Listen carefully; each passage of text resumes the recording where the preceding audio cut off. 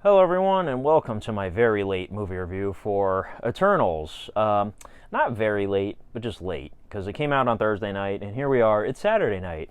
I explained in my previous video, where I reviewed Chucky Episode 4, I was out of town for the past week or so I couldn't film any videos, I was very busy. I ended up seeing Eternals last night, actually, not Thursday night. At Universal Studios, actually, which is kind of funny because it's a Disney movie, technically. Universal in Orlando has a movie theater outside of the theme park, so we went to go see it there last night. And I gotta say, this movie, I really, really liked it. And a lot of the reviews are all over the place. I've been hearing the buzz about this movie, and I can see why a lot of people don't like it, but I can also see why a lot of people do like it, and I'm one of them. Now, I don't love this movie, okay? Let me get that out of the way. I don't love it. I'm not going to, rewatch it religiously or anything like that, but it was very, very, very well done, if you ask me.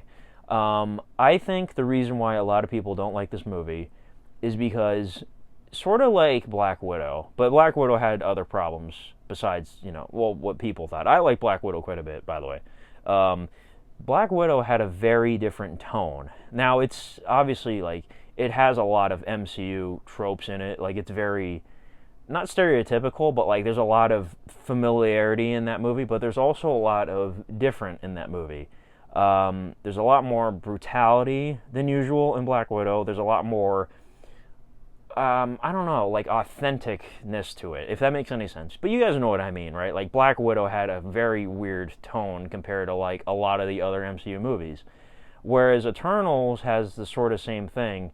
It has, an epicness to it, but it also has, there are funny moments. There's a lot of really funny moments, actually, especially with, Kumail Nanjiani, obviously. But this movie had a very unique tone. Out of all of the MCU, this one really does feel unique. Out of every single title and every TV show, this one really stands on its own, if you ask me. It really feels like a science fiction epic. But not a masterpiece. You know what I mean? Now, Chloe Zhao directed this. She did Nomadland last year, and that won Best Picture. She won Best Director. That movie won tons of awards. So I'm glad Marvel got such a talented person to do this, to tell this story with 10 brand new characters that nobody knows anything about. And you know what? The movie did a very good job in developing all the characters and everything, if you ask me.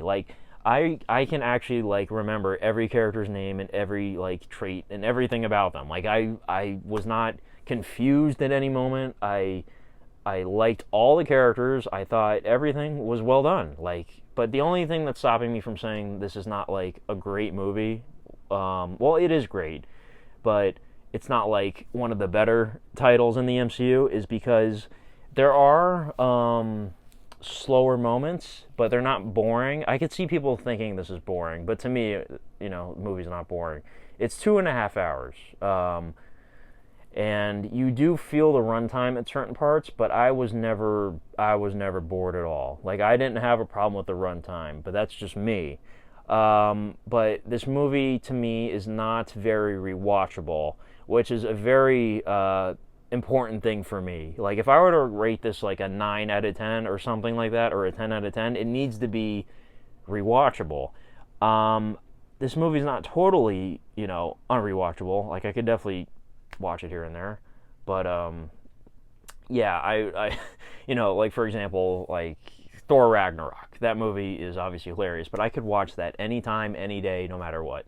And not just because it's a silly movie. There are serious moments in it and other things besides the comedy that make it great. Taika Waititi's, a master. But this movie, to me, was not very rewatchable. At least, I don't think. But like I said, maybe down the line, once I own it and I watch it, more, I might be more familiar with the things that happen in it. I might, rewatch them. I don't know. But what I'm trying to say is, I really liked it, but I do understand why it's not everybody's cup of tea. But I do appreciate, they are doing different things now. This movie has a very diverse cast, which I think was done intentionally. Like incredibly diverse. This movie would cater to just about anybody, I think. There's a deaf character, there's a gay character, there's characters of all races, there's characters of every kind of color, like everything. And I really like that about this movie. And there's also things in there that we haven't seen in MCU movies before. And, I'm not going to talk spoilers until the end of the video. I'll do a spoiler section. But I was surprised at a certain scene. I was like, oh, okay, we're seeing this. Wow. So this movie feels very adult. I mean, it is PG-13, but it feels very adult in this series. Yeah, I guess. But man, I gotta say, standouts for me, Richard Madden, absolutely killed. Like everybody in the movie killed it, but him in particular, as Icarus, was fantastic. Who else killed it? Oh, Cersei, Gemma Chan, I think that's how you say her name. She was in Captain Marvel as another character, which is kind of funny. But she doesn't. She was blue in that movie, so it's a totally different character. But she was fantastic. I mean, I think she has top billing actually. So I think she's like technically the main character, Cersei. She was excellent. I mean, everybody was excellent. Kumail Nanjiani, Angelina Jolie, Sprite again, one of my favorite characters in the movie. Gilgamesh, everybody like Druig. They made me like every character, like all 10 of them. Which like I said, 10 brand new characters nobody knows anything about. I think the movie did a pretty good job. I haven't been watching any of the reviews yet, but I've been hearing things. So, yeah, this is probably like going to be one of those polarizing movies. I hope it doesn't bomb. Like, that's the last thing I want to happen is for this movie not to do well. Like, definitely go see it. Even if you're, like, very hesitant about it, go check it out. Like, I feel like you might be surprised, because I was surprised. Like, the trailers to me like showed great cinematography and great direction and stuff like that and great visuals, and the movie had all that, but there were also things spread throughout that really surprised me and I didn't see coming, especially the character work. So that's why I was pleasantly surprised, but I didn't love the movie.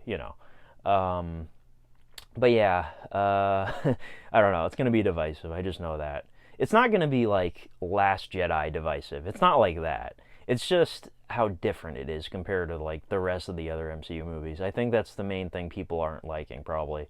But yeah, I will check out some reviews for this, and I mean, I'm highly recommending this. Even though I'm only going to give it like out of 10, I think I'd give it like an 8.5. I'm not going to say 9, but like 8.5 is pretty good score I think for this. Yeah, man, it was really, really good if you ask me. So, yeah, that's it. That's my Eternals non-spoiler review. So I will talk spoilers. Leave the video if you don't want to hear anything or if you haven't seen it. And, yeah, there's one big thing I'd like to talk about right away. So we're in the spoiler section. I don't know why this happened. So a couple weeks ago, the movie had its premiere. And news outlets all over the place were talking about Harry Styles in the movie as Thanos' brother. And why this was allowed, I would never know. Like, is somebody gonna get in trouble for that? Because I was really mad when I saw that, because one of the things I love about seeing these movies, especially in theaters, is like sitting with an audience and seeing like the mid-credit scene or the post-credit scene, and there's like a surprise and you get to see people's reactions, and it's a very cool moment, and wow, I didn't see that coming. So why it was allowed for Variety, like I remember in particular Variety talked about it, and like other people were talking about it. Like, why would you reveal that? I don't get it. It's just I'm just baffled at that. Like, that really upset me. But it was a really cool thing though in the movie. Like, I don't know anything about this character, but I really want to know. Like, and then the little dude with him, I think was voiced by Patton Oswalt, which is funny. Yeah, man, I'm curious like what that alt's gonna be about. And I heard Thena was supposed to be Thanos' cousin or something like that. So I don't know what the whole backstory is there. But yeah, that's just that was really unique. I'll just say that. And then the post-credit scene was also really cool. And thankfully I didn't know this, but Blade had a voice cameo. Like I heard the voice and I was like, was that Mahershala Ali? Because it really sounded like him. And I don't know a thing about Kit Harington's character. Like, I just know he's supposed to be some character named the Black Knight. Like, people were talking about that before the movie was coming out. So, like, I wasn't surprised he was the post-credit scene, with the sword or whatever. But I wasn't expecting Blade to, like, have a vocal cameo. That was pretty cool. So, I don't know what that all means. Is he going to be, like, a vampire hunter or something? Like, I don't know. But I'm very excited for that.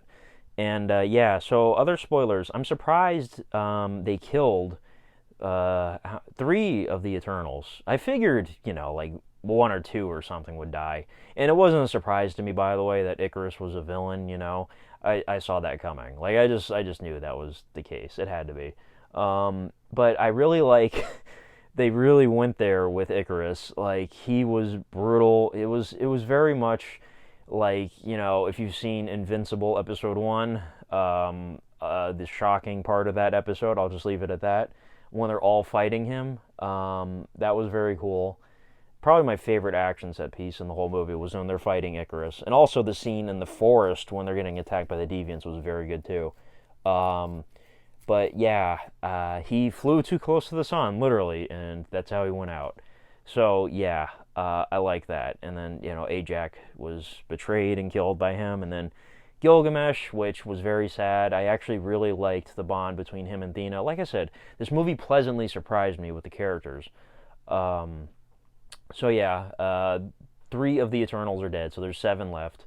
And I'm also curious, like, why wasn't Kingo in the final battle?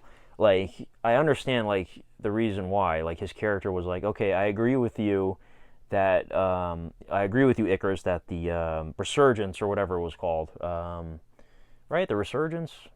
I forget the name. Well, the ending of the world should happen. Like, that was his philosophy. He's like, I agree with you, it should happen, so I'm not going to fight against you. So that's why he wasn't at the battle.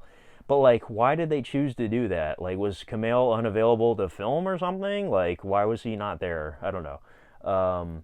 But yeah, still, like, the final action scene was great. Man, this movie was a surprise for me. So, but I think also it's because of the reviews. I think that's another reason why I'm so surprised, because a lot of the reviews were saying this and that, and I really like the movie. So yeah, I think that has to play a factor in that. So other spoilers. There was a reference to Superman, of course, which people are talking about. There was also a reference to Batman, which was funny. I think Gilgamesh was talking about, like, Alfred and Batman because of Kingo's valet or whatever.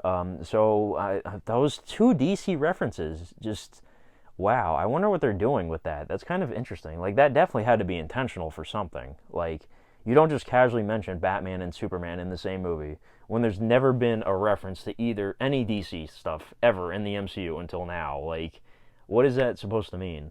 So that's weird. But yeah, other spoilers. Yeah, I mean, like I said, the movie didn't confuse me at all. Like, I followed everything pretty much perfectly. The Celestials are, they're pretty messed up, I guess, just destroying worlds to build new ones, and but I get it, though. I guess you could say our planet is doomed no matter what. It will die at some point. I'm not trying to be bleak or anything. It's just a fact. Like, if it's 1,000 years from now or 100 years from now, like, who knows? But yeah, the movie definitely is one of those. It's not like how Black Panther had, like, a moral dilemma of, like, are you on this side or that side? You know what I mean? So I really like that. But yeah, just for me though, my only detractor from giving this like a 9 out of 10 is that I wouldn't rewatch it a lot. But yeah, I think that might be it for spoilers. I don't think I'm missing anything like major. And I love the soundtrack. By the way, really cool that Ramin Djawadi, I don't know how you say his name.